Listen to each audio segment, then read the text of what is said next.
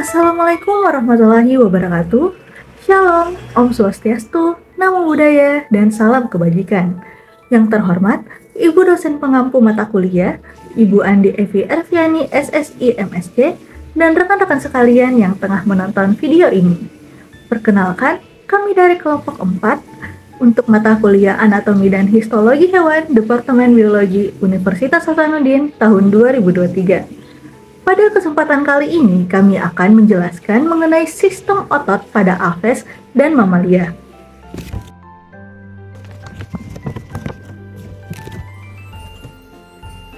Baik teman-teman, sebelum memasuki pokok pembahasan, saya akan memperkenalkan anggota-anggota kelompok kami. Yang pertama, Muhammad Restu Darmawan dengan akhiran NIM 076, Nabila Salsabila dengan akhiran NIM 077, Katrunada Insyirah dengan akhiran NIM 078, Nurul Asima dengan akhiran NIM 080, Muhammad Rizky Fahreza dengan akhiran NIM 081, dan Siti Fakihah Nahda dengan akhiran NIM 082.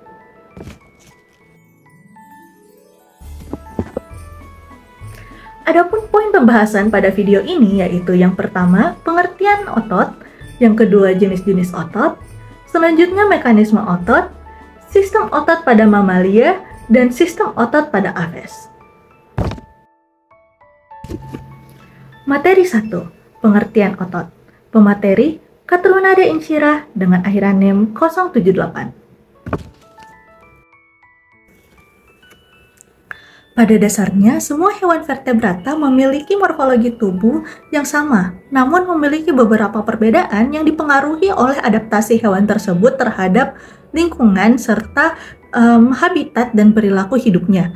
Nah, salah satunya yaitu pada sistem otot, di mana pada kesempatan kali ini kami akan menjelaskan lebih rinci mengenai sistem otot, mekanisme, dan perbedaan sistem otot yang ada pada aves dan pada mamalia. Menurut jurnal Mustiadi tahun 2017, otot adalah sebuah jaringan konektif dalam tubuh yang fungsi utamanya yaitu untuk melakukan kontraksi, di mana kontraksi otot ini berfungsi untuk menggerakkan bagian-bagian tubuh dan substansi yang ada dalam tubuh.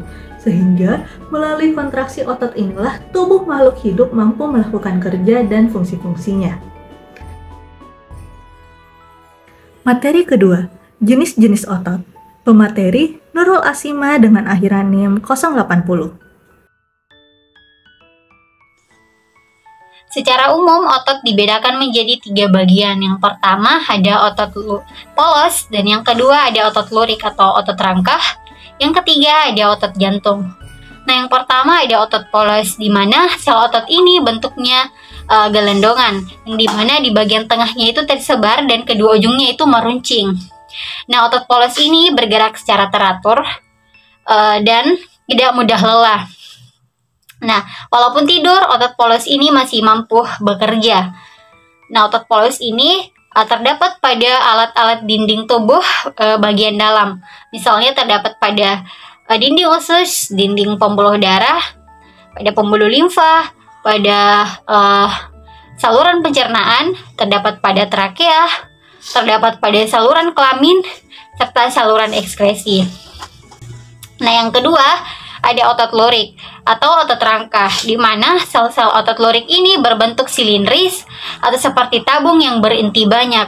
Nah, di mana letak dari otot lurik ini atau otot rangkah ini berada di pinggir yang memiliki panjang 2,5 cm dan diameternya itu 50 mikron.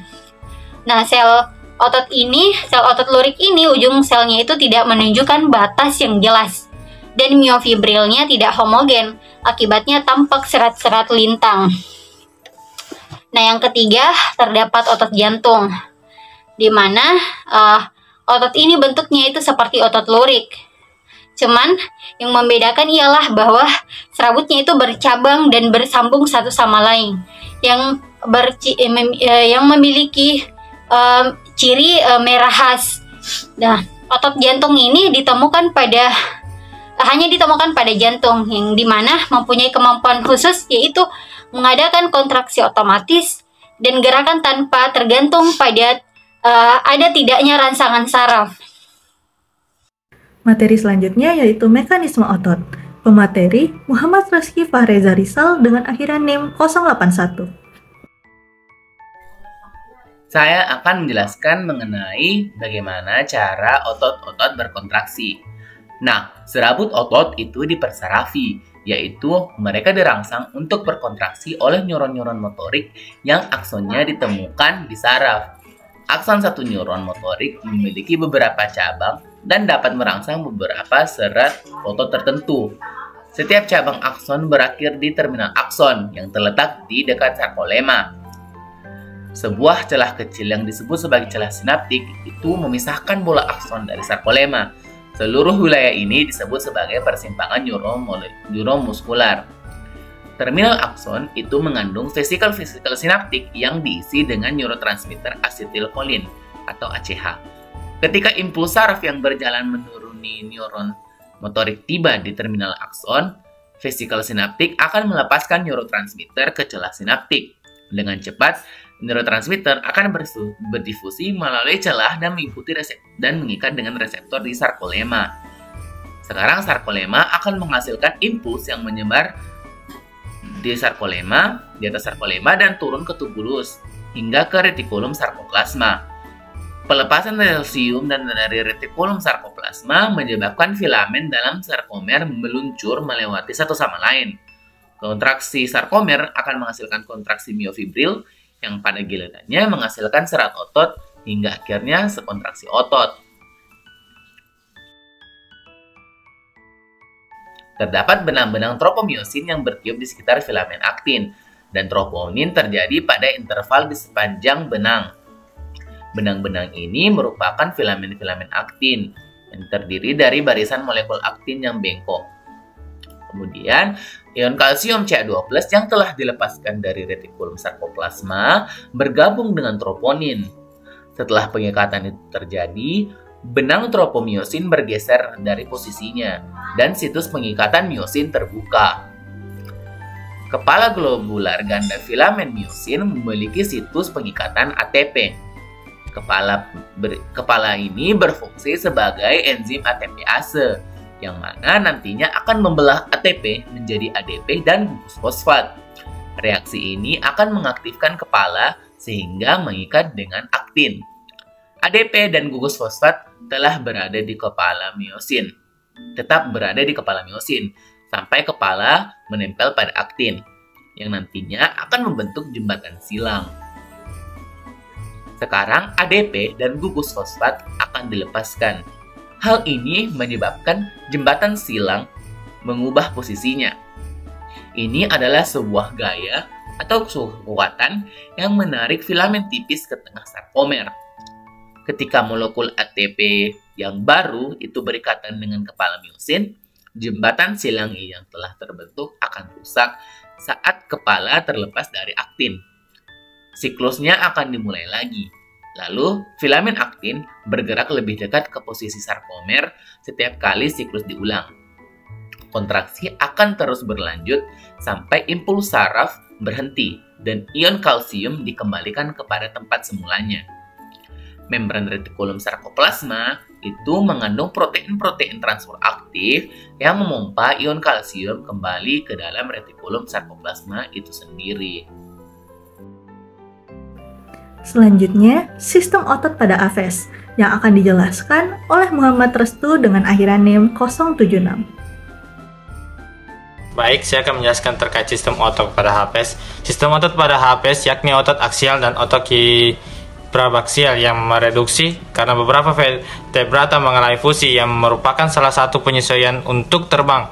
Adanya persatuan yang kokoh antara vertebrata thoracis dan lumbalis menyebabkan otot aksial kurang berfungsi kecuali di leher yang berkembang baik otot pectoralis yang berfungsi penting pada saat terbang. Otot apendikular terbagi dua, yakni bagian depan dan bagian belakang. Tungkai depan teradaptasi untuk terbang sehingga ototnya sesuai untuk terbang, sedangkan yang belakang teradaptasi untuk berjalan atau berenang hingga sesuai fungsinya. Sistem gerak pada Aves tersusun atas otot penerbang, yang mana otot penerbang utama atau petrocularis major. Otot ini terletak di dada dan adalah otot utama yang menggerakkan sayap. Ini adalah otot yang paling penting untuk terbang. Yang kedua ada otot penerbang yang yang mana itu otot penerbang sekunder atau sprachioradius terletak di atas otot petrocularis major. Otot ini berperan dalam mengangkat sayap saat terbang. Otot ini bekerja sebagai otot pengangkat.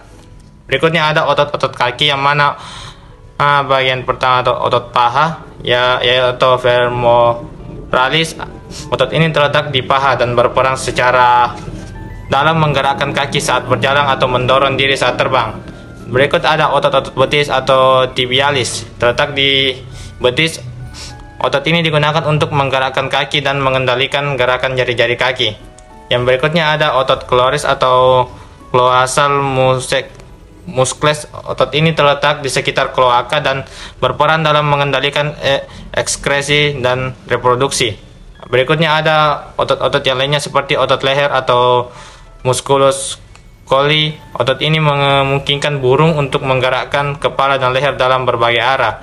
Ada juga yang dibilang otot dada. Selain otot dada lainnya, selain petrocularis major, ada beberapa otot kecil lainnya yang membantu dalam menggerakkan sayap dan mengatur gerakan tubuh.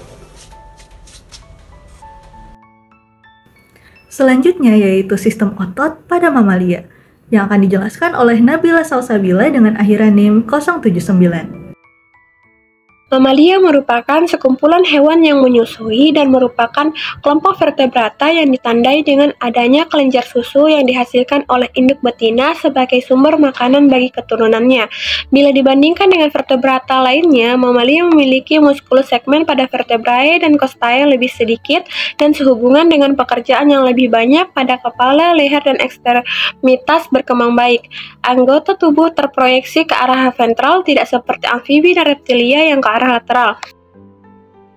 Di antara muskulus yang penting bila kulit dibuka antara lain yaitu yang pertama, muskulus masseter kanan kiri yang melekat pada rahang atas dan rahang bawah. Muskulus ini kuat dan berguna untuk mengunyah.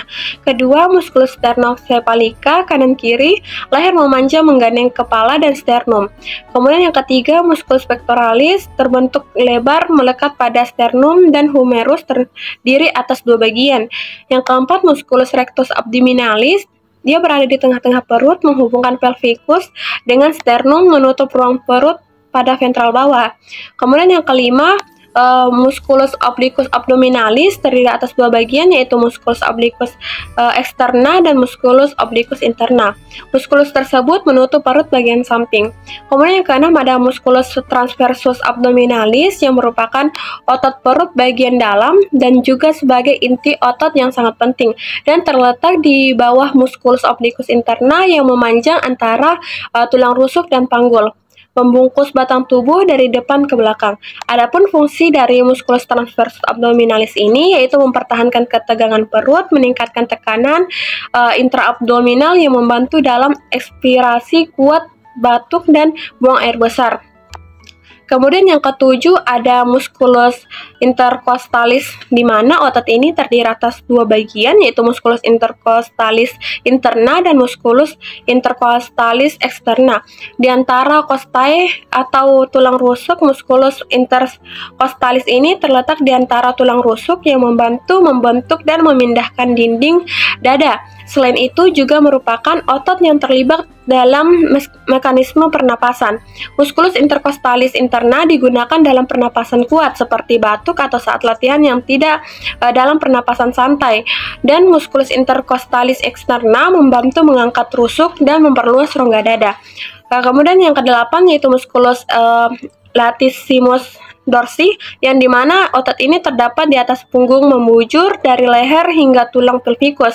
Kemudian musculus latissimus doris ini merupakan otot panjang yang berperan dalam stabilitas bahu. Terakhir, muskulus yang terdapat pada tiap-tiap ekstremitas anterior dan posterior yang berfungsi menggerakkan kaki atau bagian-bagiannya.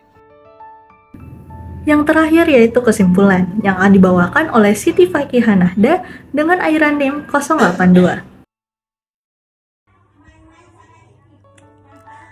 Jadi kesimpulan dari pembahasan tadi yaitu otot merupakan jaringan konektif dengan fungsi utamanya itu sebagai kontraksi. Kontraksi ini berfungsi untuk menggerakkan bagian-bagian tubuh dan substansi-substansi dalam tubuh. Otot yang dibahas tadi yaitu otot pada apes dan otot pada mamalia. Otot pada apes ini terbagi atas otot aksial, hipobrankial, dan aventikular atas dan bawah. Nah, sistem geraknya terbagi atas otot penerbang, yaitu otot penerbang utama, pectoralis mayor, dan otot penerbang sekunder atau supracoracoides. Nah, selanjutnya yaitu otot kaki terbagi atas otot paha, femoralis, otot betis, tibialis, dan otot kloris atau cloacal musculus. Nah, selanjutnya itu otot lainnya terdiri atas otot leher dan otot dada. Adapun otot pada mamalia terbagi atas beberapa muskulus. Yang pertama, muskulus meseter kanan dan kiri. Yang kedua, muskulus sternocefalical kanan dan kiri. Yang ketiga, muskulus pectoralis, muskulus rectus abdominalis, muskulus transversus abdominalis externa dan interna, muskulus obliquus abdominalis externa dan interna, muskulus intercostalis, dan yang terakhir adalah muskulus latissimus dorsi. Itulah tadi kesimpulan dari pembahasan tadi. Demikianlah pemaparan materi dari kelompok kami mengenai sistem otot pada aves dan mamalia. Di Sumatera ada burung cendrawasih. Sekian dan terima kasih.